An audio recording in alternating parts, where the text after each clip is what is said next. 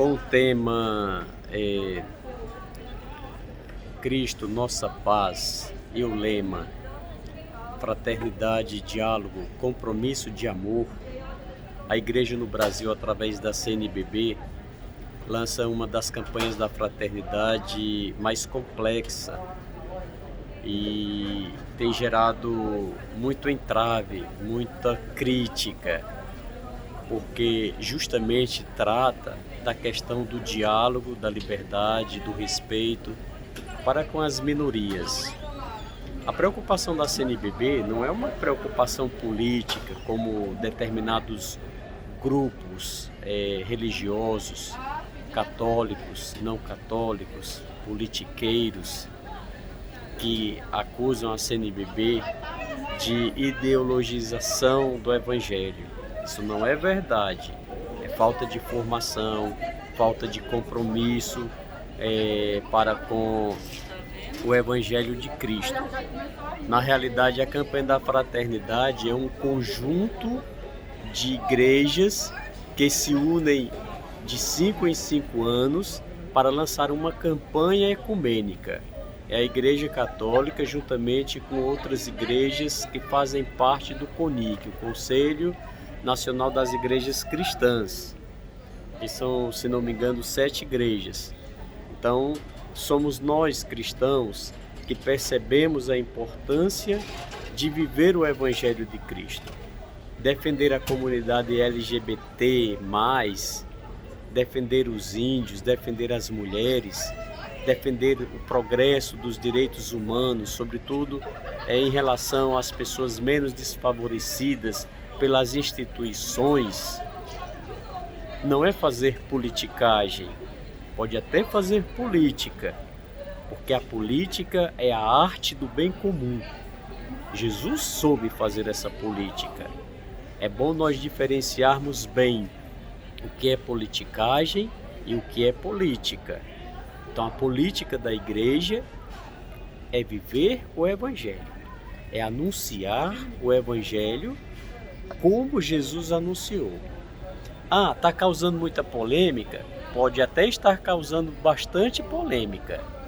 Mas quantas atitudes de Jesus também não causou polêmica quando ele saiu em defesa da prostituta? Quando ele acolheu as crianças? Quando fez refeições na casa de pecadores? Quanta perseguição Jesus sofreu porque esteve do lado dos pobres, porque optou pelos pequeninos, como diz o Evangelho, pelo órfão e a viúva. O que quer dizer órfão e a viúva na linguagem bíblica?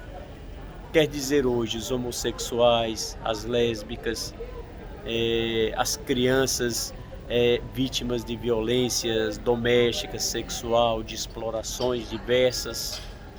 Quem é o órfão e a viúva hoje? É o nosso trabalhador pisoteado, sem os seus direitos, com salário ínfimo, que mal dá para sustentar uma família com 2, 3 pessoas.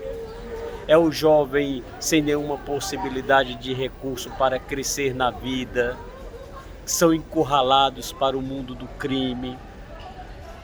São as mulheres vítimas de violência doméstica, violência no trabalho, assédios diversos. São essas pessoas que a campanha da fraternidade está mirando.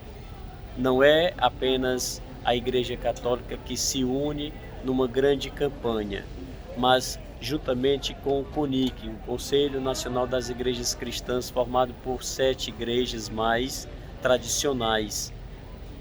Então é bom que nós católicos, nós cristãos, possamos estudar o texto, refletir, primeiramente entender o Evangelho.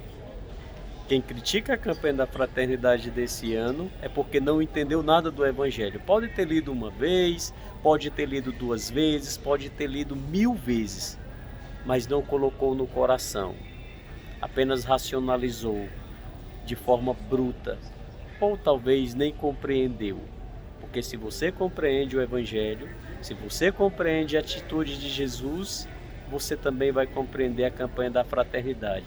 Porque Cristo é a nossa paz. E nós precisamos construir uma sociedade cujo diálogo deve romper todas as barreiras. Assim Jesus fez. Ele não se prendeu a determinados grupos, e tinham vários grupos. Tinham saduceus, tinha fariseus, tinha essênicos, tinham herodianos, zelotes, e tinham diversos outros grupinhos religiosos e políticos dentro do judaísmo. Jesus não se encaixou em nenhum deles, porque a ideia de Jesus era trazer o reino de Deus, era inaugurar o reino de Deus, um reino de paz, um reino de amor, um reino de encontro. E é isso que a campanha da fraternidade deste ano quer fazer conosco, quer fazer nós refletirmos. Uma religião que não se aproxima das pessoas, essa religião não é de Deus, ela não produz nada, porque falar sobre Deus é ir ao encontro das pessoas sofridas. Basta que olhemos o que fez a irmã Dulce, Santa Dulce dos pobres na Bahia, em Salvador, o que fez Madre Teresa de Calcutá na Índia. Vejamos tantos exemplos de padres, como também o Padre Cícero em Juazeiro do Norte no seu tempo, socorrendo os pobres. Então essa é a dinâmica da campanha da fraternidade.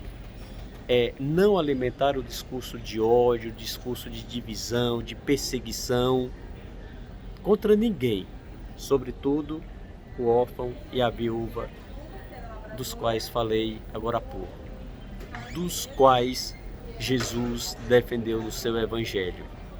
Vivamos uma boa quaresma, refletindo sobre a ação de Deus na nossa vida, refletindo sobre as orientações dos textos básicos da CNBB e das igrejas cristãs, para que nós possamos viver uma religião de maior diálogo, colocando sempre Cristo como a nossa paz. E fiquem com Deus.